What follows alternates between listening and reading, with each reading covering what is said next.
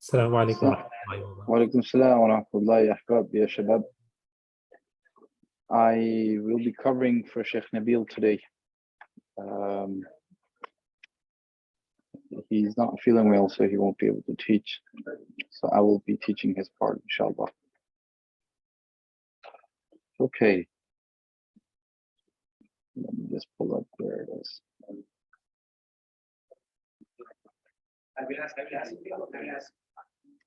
Mhm.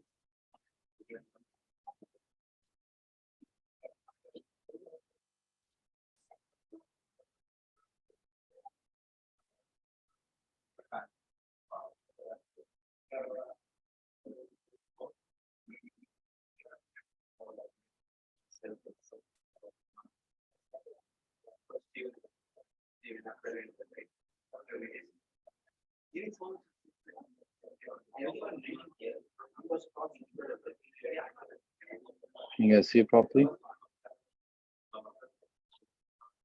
Yes? Can you guys see it properly? You guys with me?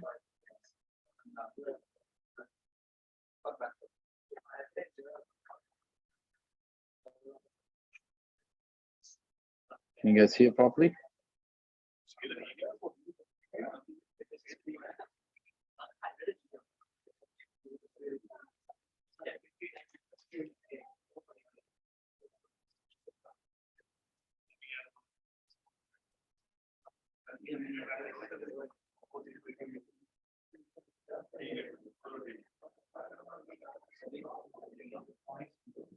You guys can't hear me?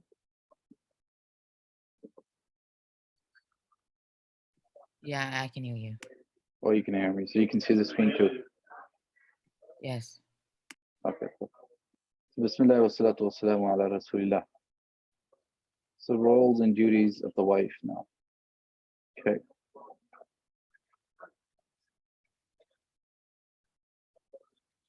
So we start off with obedience in the lawful.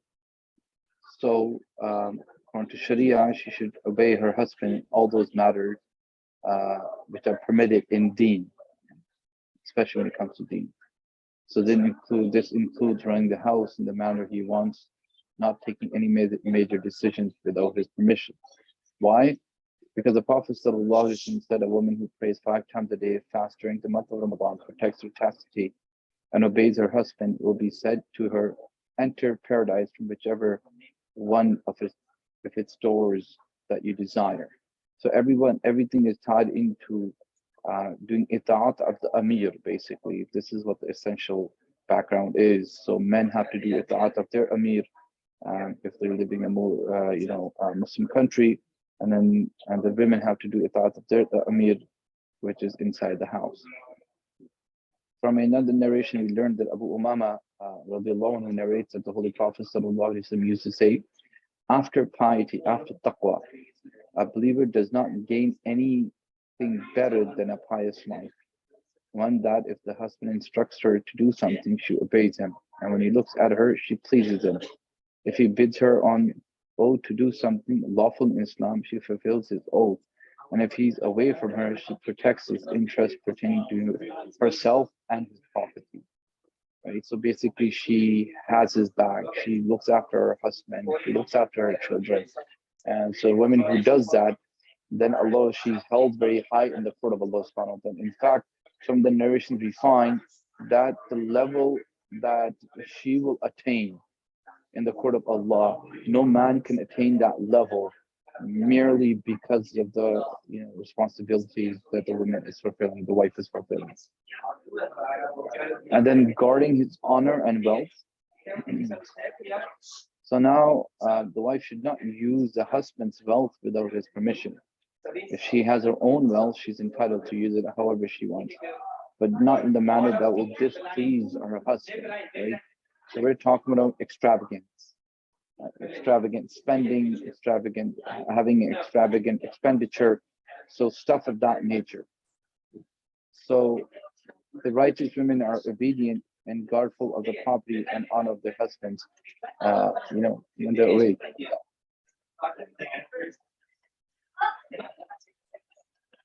And this is how the Quran has put it. And the Prophet ﷺ said to Umar radiallahu anhu, that should I not inform you of the best things that a man can attain? It is a pious woman that if he looks at her, she pleases him. If he instructs her to do something, she obeys him. And if he's away from her, she takes care of his belongings. And then regard for his position, for the husband's position, she should not say anything in front of him that is insulting, and certainly not speak about him to her friends or family in a disrespectful way, and should not reveal his mistakes or faults or flaws, right? So there's the reason why this is just a general guideline, right? Under special circumstances, if she's in an abusive relationship, right, and this person is not just at all, and this person is not fair at all, right? In those cases, she's allowed to discuss, she's allowed to seek help, she's allowed to speak to her friends and family to get consultation. So we're talking about under general, normal circumstances. This should not be the case where the husband is not allowed to disclose his wife's secret, and the wife is not allowed to disclose her husband's secret to the friends, and especially regarding those flaws which become the means of embarrassment, right? And then Allah subhanahu wa ta'ala says men are caretakers and women. Allah has made الرجال قوامون على النساء, right? So since Allah has made some of them excel the others, and because of the wealth they have spent, so the righteous women are obedient, guard the property and honor of their husbands in their absence with the protection given by Allah subhanahu wa ta'ala. And then this hadith kind of encapsulates all of this discussion that we're having right now. Abu Hurairah radiallahu anhu, may Allah be pleased with him, said to the Holy Prophet sallallahu alaihi wasallam, said, if I were to order anyone to prostrate to anyone other than Allah, I would command Allah to prostrate to her husband. Meaning that this is how much respect an Amir needs to have. And the Amir of the house by default is in Sharia is a husband.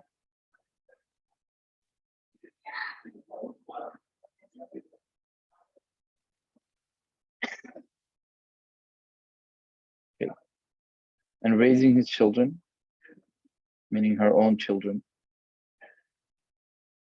So Abu Hurairah radiallahu anhu says that Prophet sallallahu alaihi wasallam said, from amongst all women who have mounted camels, the Arab women, the best are the women of Quraysh who have the most love for their children and watch over their husband's property more than any other women.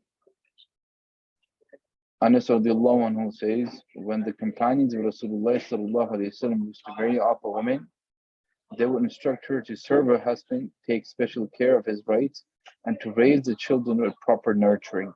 And this hadith cannot create more emphasis, especially for us living in this part of the world.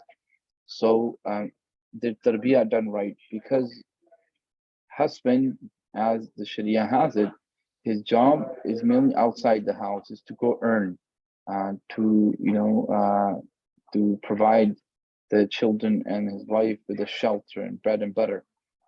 So most of the time of the day, the husband will be outside the house earning. So the children will spend most of the day time with the mother, right? So inevitably it becomes more responsive on her shoulders, as well as the husband's shoulder as well. But she is a better source of tarbiyah of the children according to Sharia. So and when she invests in in children, and then spends a lot of time with them, and then looks after their ta'aleem and looks after their tarbiyah, the upbringing, the Sharia grants her a lot of reward for this type of practice. And then the permission, as like any Amir, when you're under Amir, you always need to seek permission. Like if you're at the job, we need to seek our boss's permission, or anyone else, we need to seek permission. So here as well, a wife needs to seek husband's permission. And how do we establish that? Ibn Umar radiallahu anhu reports that a woman asked the Prophet sallallahu alaihi wasallam about the rights of a husband on his wife. Amongst the things that he sallallahu alaihi wasallam said was that she should not leave his house without his permission, right? So however, there may be occasions when she needs to leave the house or is entitled to go somewhere, such as visiting her family members or the masjid. The husband should not consider these matters, should consider these matters, allow her to go as required, meaning he should not require, okay, every time you go for prayer or every time you go to the husband, it shouldn't make it that, okay, if I say so, then you could do it. If I don't say it, you can't do it. It should be mutually understood that she needs to seek permission, but you need to be lean with regards to this matter.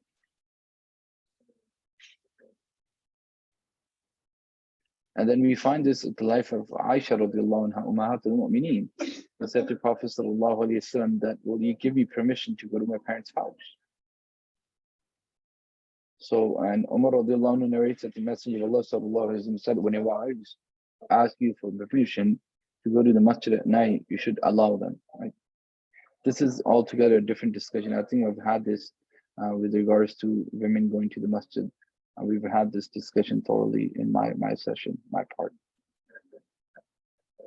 And then when Amir is providing for you, providing you protection, providing you the bread and butter, is looking after you, then there should be some sort of gratitude, appreciation for the work that he's doing. And it works as vice versa, both ways. Right? The Prophet ﷺ reported to have said, "O women, give charity profusely and frequently seek forgiveness from Allah, and for verily I have seen that most of the dwellers of the hellfire are women." A lady from amongst them said, "O Prophet of Allah, what is our fault that we are most of the dwellers of the hellfire?" He replied, "You curse profusely and are again grateful to your partners." So the Holy Prophet ﷺ is reported to have said, "I was shown the fire of hell, and I found that most of its dwellers were women because of their ungratefulness." It is said, "Are they ungrateful towards Allah?" He replied, "They are ungrateful towards their partners. They show no gratitude if any good is done to them, to the extent that if someone is nice to them for a complete year, then she finds something in him that she does not like. She says, I've never seen any good come from you at all." Right? So this is a common phrase that gets tossed around. So Sharia advises us to be careful with such type of phrases. And the physical needs, she should fulfill the physical needs to the husband to best of her ability and not refuse her husband without a valid reason, right? So Sharia has given her that leeway with regards to this.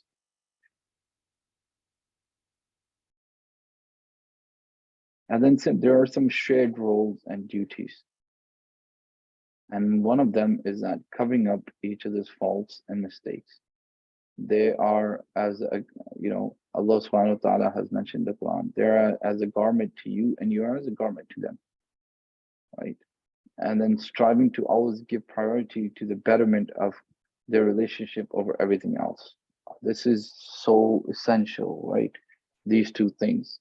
A lot of times we discuss a lot of our, disclose. Actually, I won't talk about that. I think it's coming up.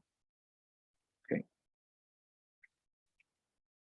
So when Zayd ibn Haritha came to the Prophet ﷺ seeking advice about his marital issues, he ﷺ advised him to do whatever it took to keep the marriage together. The Quran talks about this.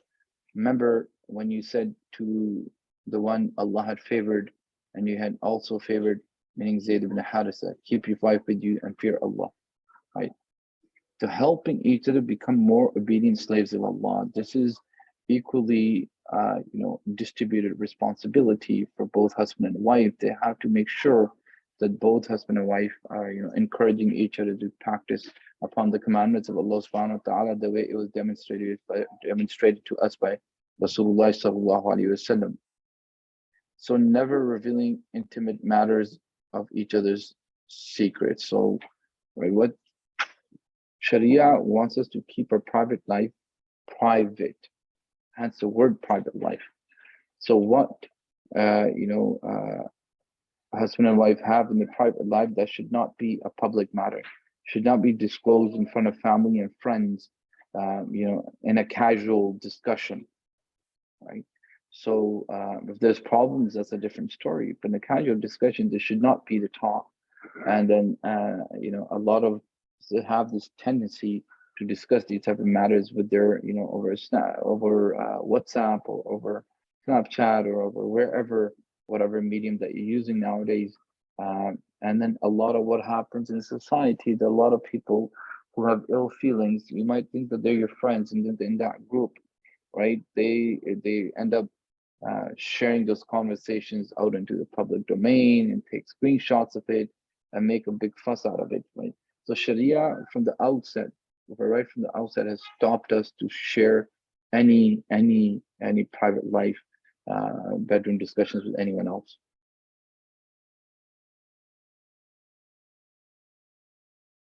And then it's not just, the wife's responsibility, like I mentioned, right, to raise the children. It's a collective responsibility of both the husband and the wife. They both have to work on the children. They both have to, work on, make an utmost effort for the tarbiyah of the children. This is the haqq of the children upon us. Just like there is a haqq of the parents upon the children, this is a haqq of the children upon the parents. And then creating an Islamic environment at home, right? This is absolutely important.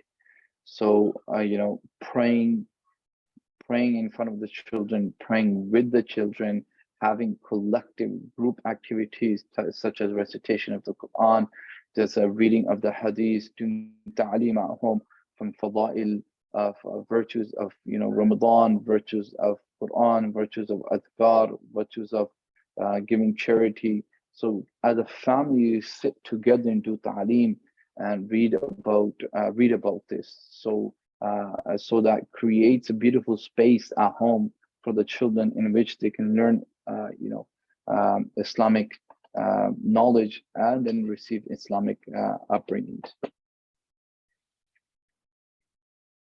And whenever, like when two people, when there's two drivers in a car, the two chefs in a kitchen, there's always going to be difference of opinion, right? There's going to be different methods, different techniques. But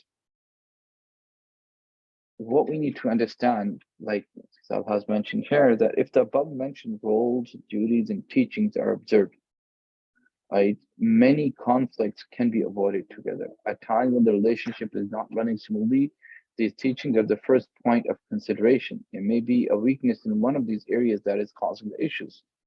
Right. I watched one of the advices when I was getting married is that the Sheikh said to me that never ask yourself this question, is that how many of my rights is she fulfilling or is he fulfilling? Always ask your questions on how many of her rights or his rights am I fulfilling? So when you do this, it kind of, holds together all of the, the commandments of Sharia and the Sunnah of Rasulullah sallallahu alaihi wasallam, and this minimizes, the areas of conflict. So internal conflict resolution. Okay, if the wife is not fulfilling the right of a husband or Allah, husband should use this process. Make wife understand with reasoning and help her to understand the situation. Stop sharing the bed, but must not leave the house. Use a physical form of communication. Though this may not be in the form of a light strike, it must not cause injury. The purpose of this is to communicate non-acceptance of the current behavior to someone who's not understanding after many efforts to explain. The purpose is not to inflict pain, show aggression, or abuse.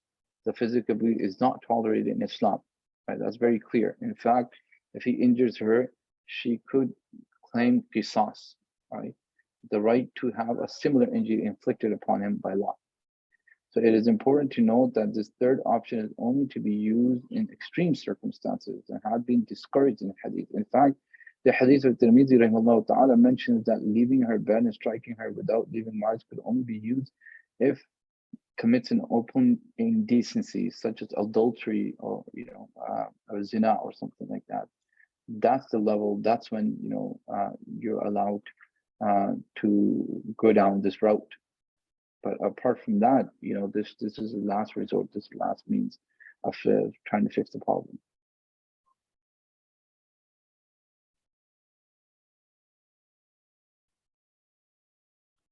And then Prophet ﷺ regarding this is how can any one of you beat his wife as if she were a horse and go to embrace her later at that same day? All right. So Fatima ibn Qais asked the Prophet ﷺ about a proposal of marriage she had received. The Prophet ﷺ told her, he's a woman beater, so do not marry him. I mean, he's abusive husband. Don't marry him. And do not strike her face. Do not curse her. Right. So all these hadiths are talking about domestic violence. Our Prophet ﷺ, who is our model and example, never raised his hand to any of his wife. That should do it for us. Right. End of discussion with regards to anything. If a woman feels the husband is not cooperating with her or is becoming neglectful, they should form an agreement based on the compromise. So if a woman fears ill treatment or disinterest from her husband, it is no sin for them if they reach a settlement amongst themselves, and settlement is better. So we derive this ruling from the ayah of the Quran. And then another resort that we can do is that representatives of both parties sit with the couple and help find a solution, right? So you resort to normal, in this case, are the imams or the elders in the family. And then we seek their guidance, and then we seek their help, right? So any questions so far with regards to this?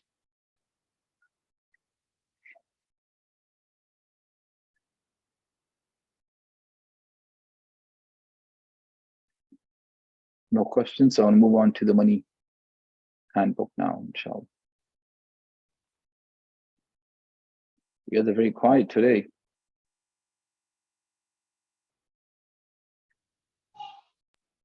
Just a general question about the hadith you mentioned earlier. الرجال قوامون على النساء. Ayah. Sorry, excuse me. Ayah. In the ayah, is it referring to caretakers or leaders? Someone had mentioned it's more like authority over Amir. women. Amir. Amir. Oh, okay. Just okay. That would be the correct term to use here. Amir. Okay. Yeah, right. So we have to look Which at in the encompasses. context. Yeah, like an Amir in a subject kind of thing. So like Sharia has not have a single, instance where there's never, without an Amir, there's always an appointed Amir. As an appointed Amir by Sharia is husband. So when you look at it from that aspect, it solves a lot of problems, right? So it takes away the concept of, equal rights and all that kind of stuff. It's not like equal rights are there, but then, somebody has to have the leadership flag, right? So that's what the ayah is trying to indicate and tell people. I mean, there's many interpretations, but that's one way to look at it. Jazakallah. Thank you for that answer. Yeah. Okay. So the money matters. What do we have in the money matters?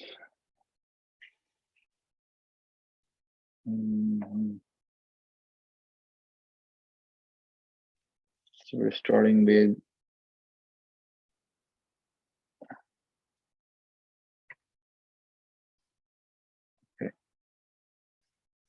wealth in Islam. Okay.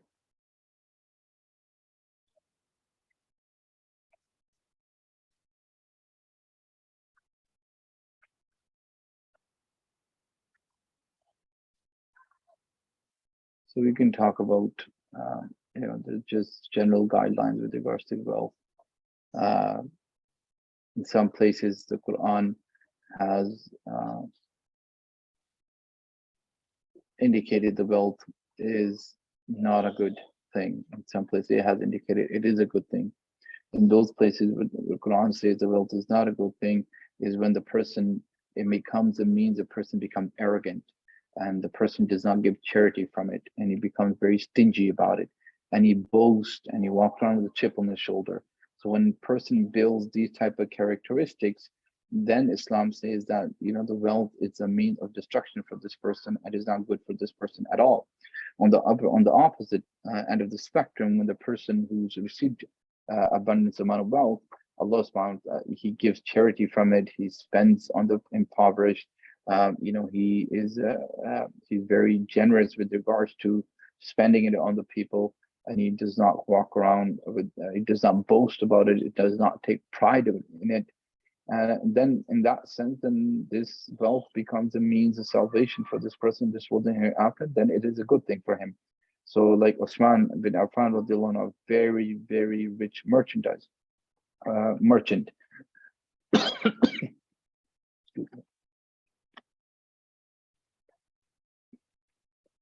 So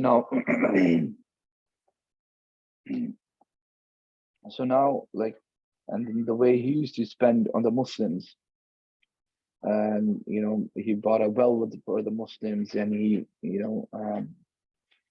donated that for the Muslims to drink and consume the water from it, and then the gardens of dates and so on and so forth.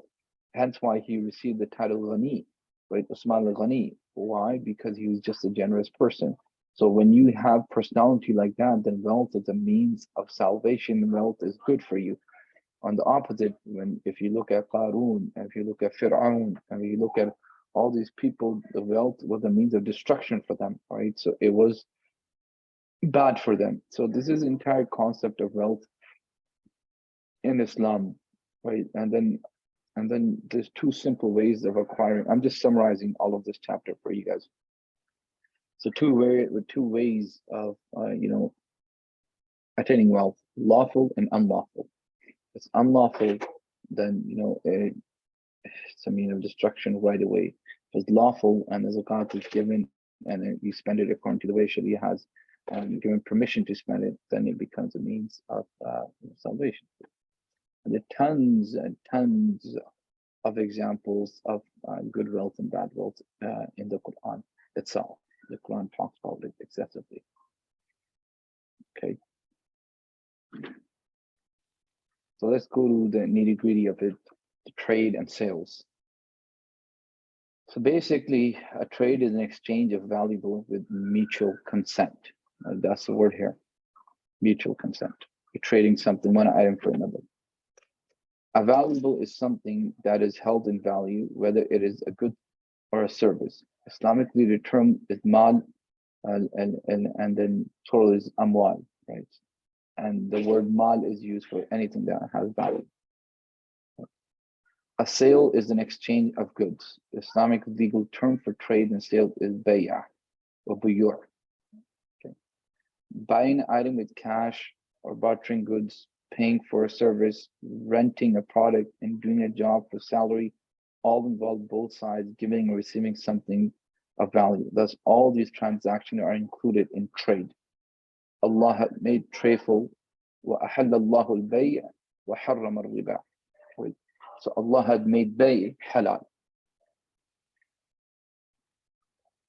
And then when it comes to consuming each other's wealth, Allah subhanahu wa ta'ala has given a clear declaration with regards to this, that do not consume each other's wealth unless it is a trade with mutual consent, right? Then in that case, if I give Tayyib my money, and then in return he does, voiceover, right?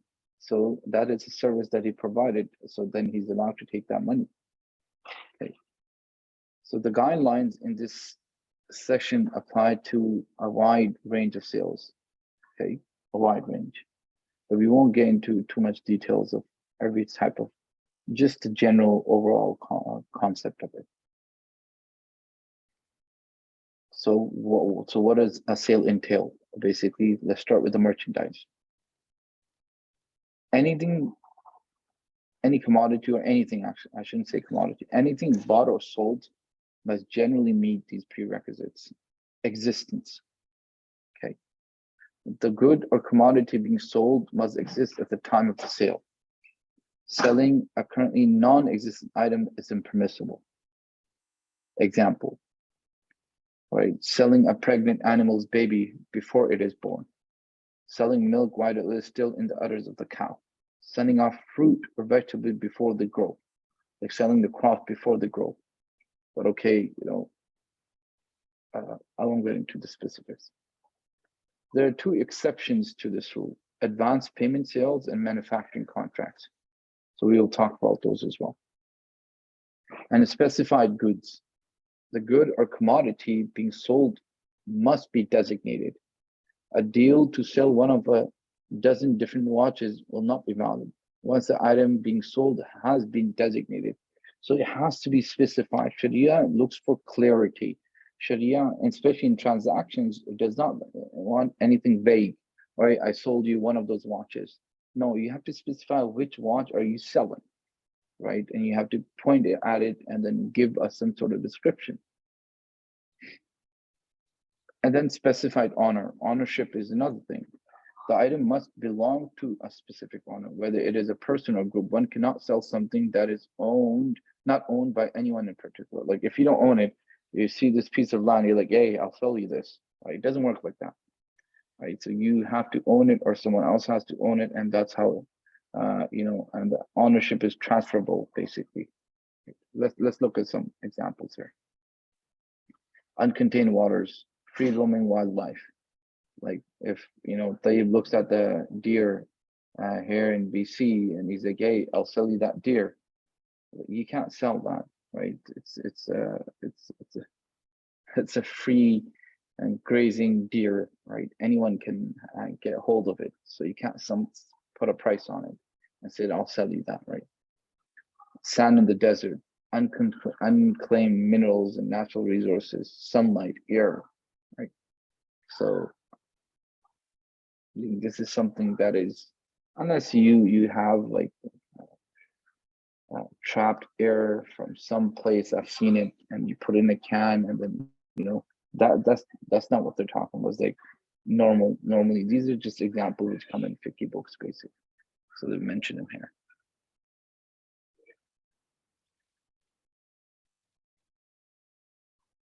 Oh, they mention in here, right? Then the story changes. So what this means is like there's a river flowing, and then you have the money to build around, put security around that river, and then you're like, anyone who comes to this river, they have to pay. They can't. Islamically speaking, you cannot do that. If the company obtains the rights to bottle the water of natural stream and constructs a plant at the site, it would be lawful for them to sell the bottled water, because they have invested the resource in bringing it into those containers. That's a different story. Okay. And then the merchandise must be deliverable at conclusion of sale transaction. It must also be in the possession of the seller, and he must be in a position to deliver it when making a sale. A person may not sell animals, birds, or fish that have escaped captivity because they cannot assure delivery of such merchandise.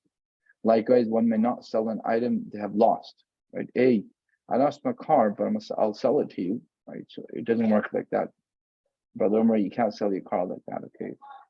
Sorry, it's pretty common to lose your car. Inshallah, I won't lose my car. Inshallah. Inshallah, Allah protect your car. Quantity and quality. These are two very, very important parts. So quantity and the quality of the merchandise must be sufficiently clear to the buyer at the time of the sale. If necessary, details are not provided or a misleading description is given, the transaction is not valid. False advertising, right? It's a law in Canada as well, right? So if somebody makes a false claim in their advertisement, they're held accountable. Sharia has had this rule 1400 years ago. This includes giving disclosure of the type, quality, and grade of the product, right? That's why if you look at the product description, they'll tell you that in Canadian consumer market, they have to put where the product is from, like all the edible items, they have to put where the product is from, right? And so to give as much information as possible about the product. If the buyer inspects the merchandise and is content with its quantity and quality, even though he may not know the exact quantity, the sale is permissible. Basically, if you're buying a sack of grain and you don't know the quality and the quantity of the sack of grain, but you're content, you're like, yeah, okay, I'll take it for $10. That's fine, right? But if the person is not content, he cannot be forced to buy it.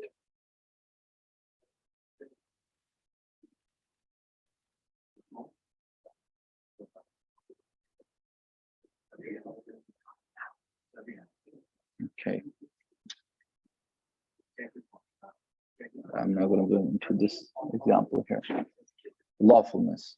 The merchandise must be considered as lawful good or commodity. So some unlawful commodities, we have to understand these because they come into our broader day-to-day interactions. Alcohol, recreational drugs, and intoxicants, like haram meat, carry on.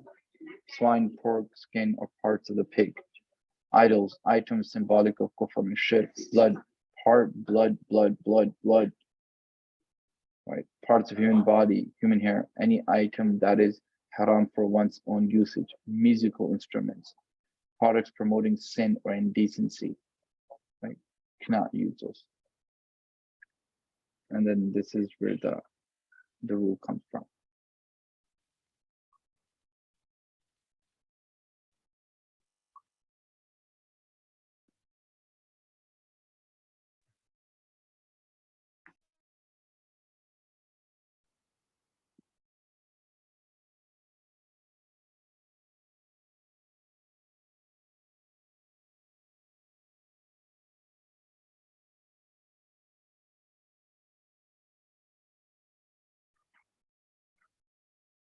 So these are just the questions for you guys to think about.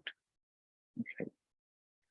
Let's go into the exact amount, type, mode, place, and date of the payment. Okay. Amount of payment. The full and exact amount that has to be paid must be clear, right? That's the entire concept of receipts came in, that everything is mentioned on the receipt. It is not permissible to introduce hidden costs after the buyer has agreed to pay a certain amount. A lot of companies try to practice this. Islamically speaking, it is not correct. And likewise, buyer may not purchase an item for an undisclosed amount, saying he will share later what the amount is, right? I'll tell you the price later. No, it has to be in that majlis, the price has to be disclosed. Form of payment, whether the payment will be made in the form of money, goods, or services, right? Like 1 kilo of apples for 150, 1 kilo of apples for 1 kg of pears, 1 kilo of apples for 1 hour of labor, right? So you go to a restaurant and you guy like me, broke, and you don't have money to pay the restaurant. You're like, okay, I'll wash your dishes. So then you wash the dishes, right? So that's if the owner agrees, that is acceptable.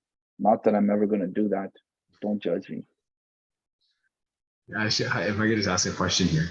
That's okay. Good example though. Regarding, so tax is not really part of the seller's price, but everybody knows that you got to pay tax on items. So would that be kind of a known part of what is known as part of the price? Yeah. So what is known in urf, right? Yeah. Urf is basic. Urf is like common knowledge. Yeah. So the common practice. Yeah. Of the market, right? So of the industry. So government discloses that information. So had the government not disclosed how much tax we have to pay on the commodities, then it become pretty it'll become necessary to disclose that. Like how much tax is going to come. But then in countries like England, UK, European countries, they always they have VAT included in the price. Yeah, so it's not something. It's not added later on, right? Yeah. So in America and Canada, they add it later on. Yeah. Other places, whatever you see on the price tag, that's exactly what you pay. Yeah, is he? You take it as you see it. Yeah. Jazakallah khair. Okay. If the payment is in the money, the currency must be determined before the sale is completed. So normally internationally, market, they deal with USD, right? But if you're dealing with someone, internationally, then for example, over eBay or something like that, right? They all have determined currencies that you can deal with. But say there's a hypothetical, scenario where the currency is not disclosed, that has to be made clear at the time of the transaction, right?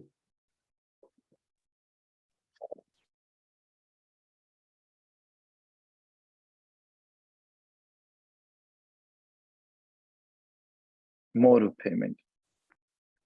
In any given transaction, it is important to determine which modes of payment are acceptable to the seller and which ones the buyer is able to pay. There are numerous ways of paying for purchase, including cash, check, credit card, debit card, and bank transfer. The buyer and seller must agree on what method will be used to make payment before the sale is complete. Once an agreement is reached, the transaction can move forward. If this is not clarified in the beginning, transaction will cause dispute, not to mention frustration and inconvenience to all. Not every mode of payment is acceptable in every transaction. You may have seen that some vendors only accept cash, while others may accept cards. Those who claim welcome cards may specify which type of cards they accept for payment. So seller has that right, because the seller has, can demand what type of payment. Sharia has given him that, entitlement.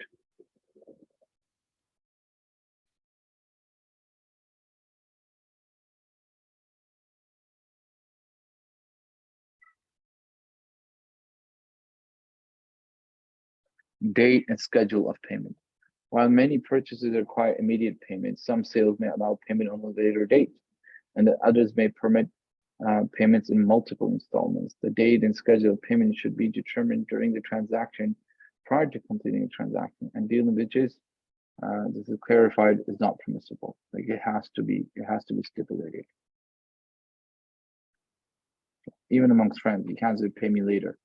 It has to be written, it has to be documented, and it has to be, made clear that I'm gonna pay you in 7 days, 1 week from now.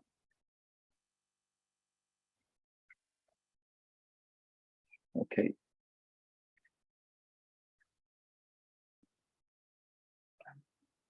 I didn't want to stretch this over an hour. Okay, let's see.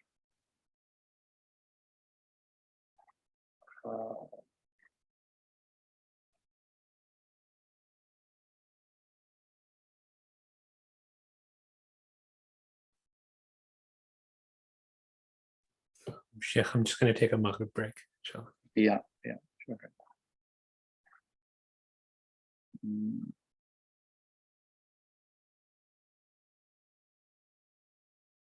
Okay, so we'll conclude with this, the trading parties.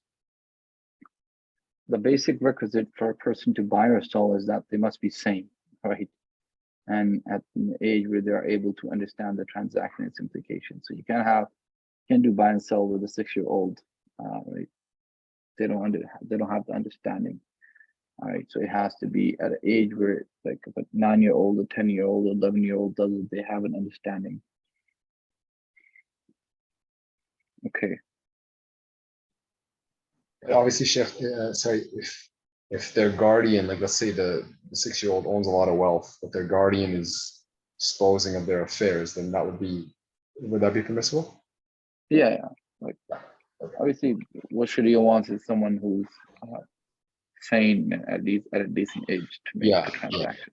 Yeah. Okay. Like you cannot take an insane man's word for it, like insane woman's word for it. Yeah. Sharia doesn't. Sharia in the court of Sharia, that's not acceptable.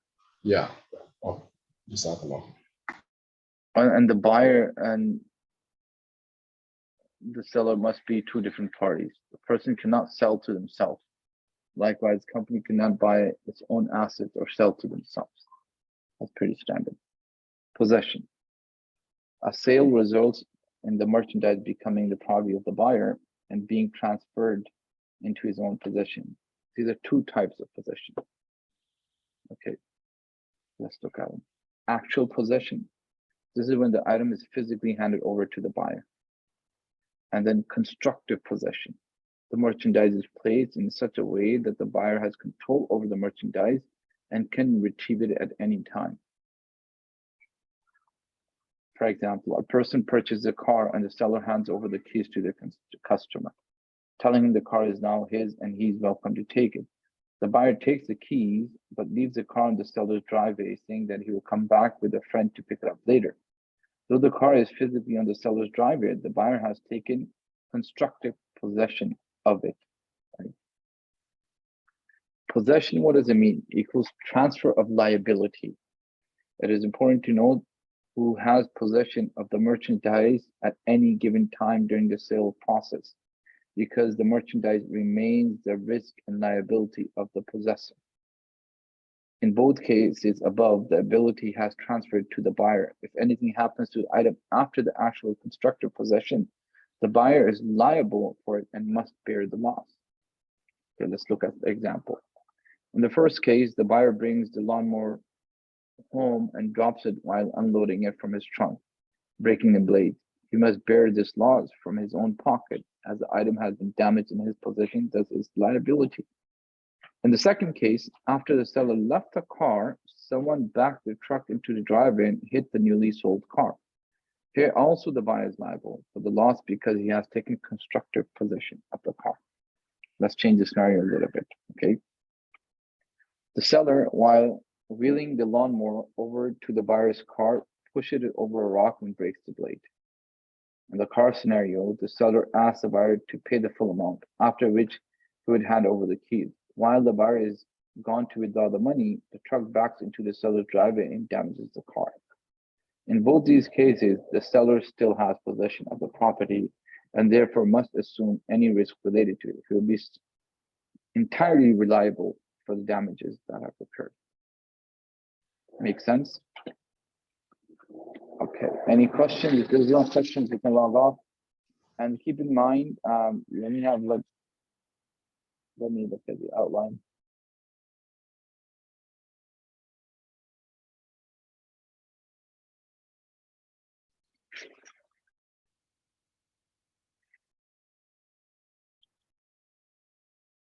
Transaction. 1, 2, 3, 4, 5, 6, 7. So you only have 2 classes worth of material left, right? So Thursday and next Tuesday, depending on Sheikh Nabil, like he can either teach you on Tuesday and give you time to revise on Thursdays, or however he sets it up, he will let you know in the next class. But you only have from here onwards 2 classes left, to finish your course material. Apart from that, I will reply to any of the questions that we have. You can reach out to me even when I'm gone, Masjid Aqsa.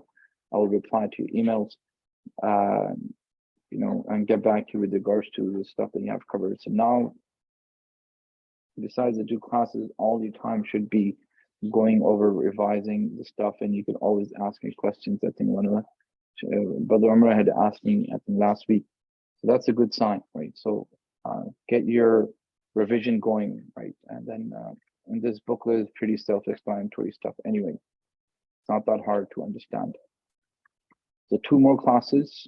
So this Thursday he will teach, and the next Tuesday I think he might teach, and that'll be it in terms of the course material. The rest of your time, we've freed up quite a bit of time for you to, go over all of the material until you have to do your exam, which is due on September 4th, and it'll open on August 31st. Yeah, Sheikh, if I can ask 2 questions, if that's okay? Sure. So just in summary about the last point, whoever basically has possession is liable for the product. And whoever has the transferred, yes. Yeah, so basically, like, if you're the buyer, you're No. still in possession of the product until it reaches the seller.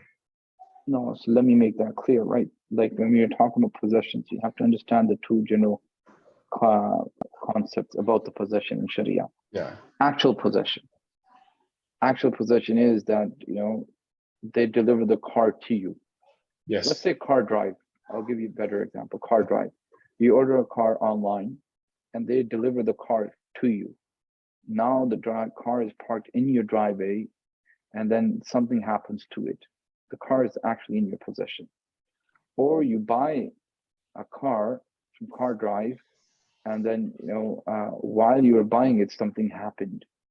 So you still haven't gained the full possession of the car. So you're not liable for anything. Yeah, so pretty much until you actually get possession, whether it's a physical or proxy possession. Yeah.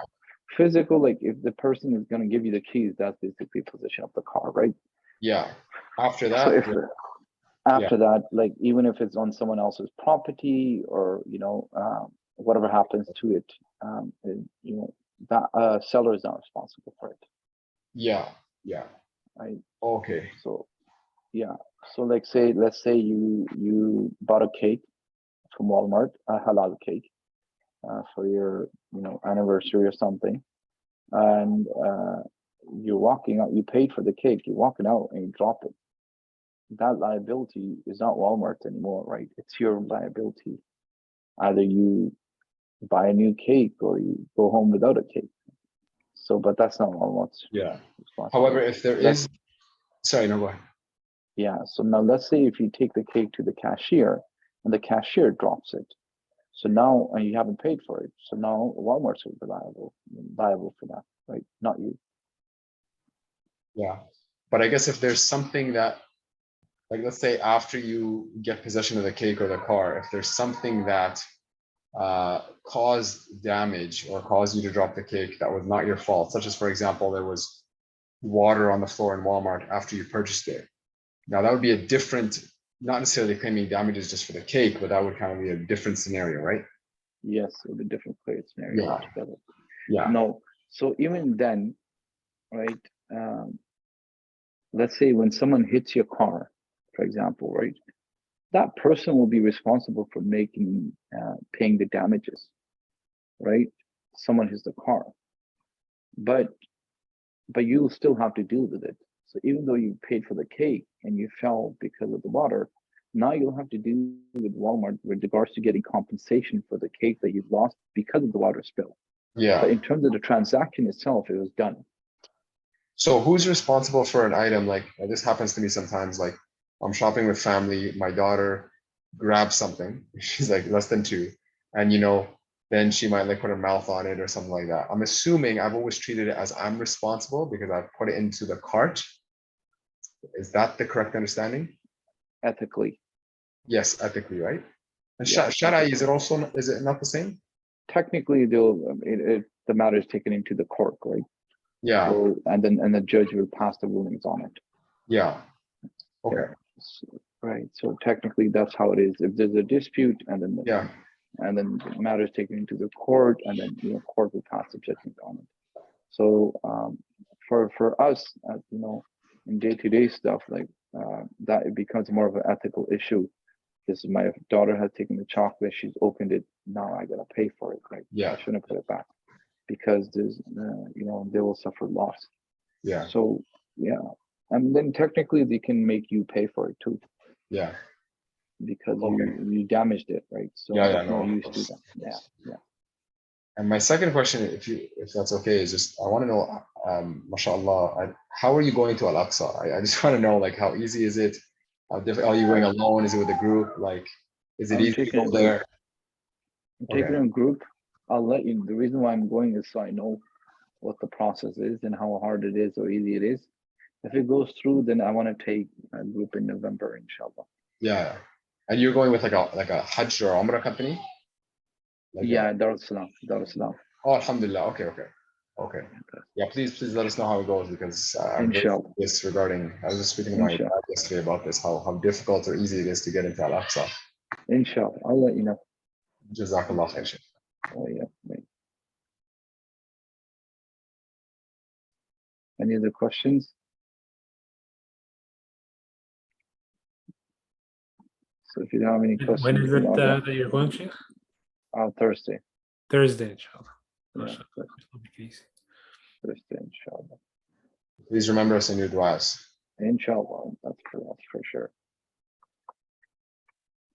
Inshallah. Okay, I'm gonna stop the screen share, and then if you don't have any questions, you can log off, and then I'll log off at the end. Jazakallah khair, Sheikh. Assalamu alaikum. But yeah, Assalamu alaikum. wa alaikum salam.